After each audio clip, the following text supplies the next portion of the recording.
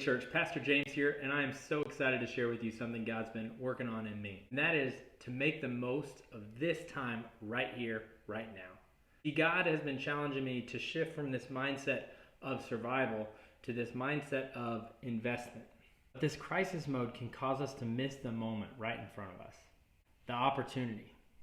And for me, this is extra difficult. See, growing up, I would always offload responsibility and avoid pain at all costs. I can find myself being really busy, but not really fruitful.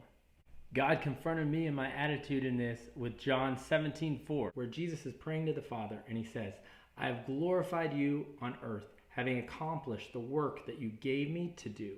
See, I think about what Jesus said there, and that it's a loaded statement, that he has accomplished all that the Father gave him to do. I want that to be true of my life. I want to be able to say, Lord, I know that I accomplished all that you gave me to do. I want to say these words.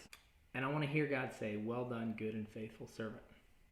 But I think about the way that I've been adjusting, and it hasn't been as swift of an adjustment as I would hope for in my life.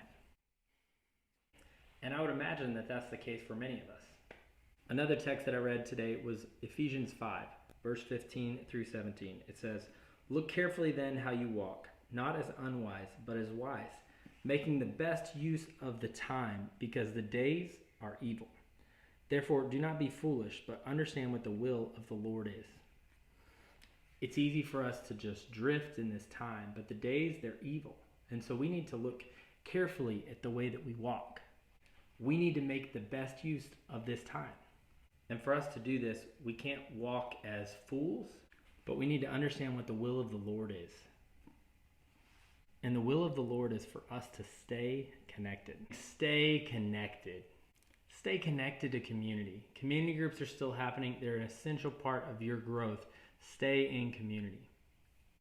And stay connected to God in prayer using 555, where you read for 5 minutes, you pray for 5 minutes, and you just sit and you're still with God for 5 minutes.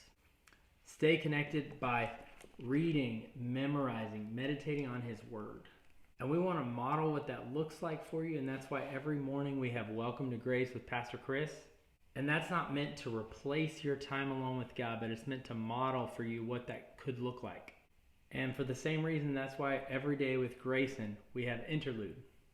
A time for you to pause and enjoy God. I want you to think about for a second what could be. Think about what you could become over this next month, at least. What God might do in this time. Are you making the most of this time?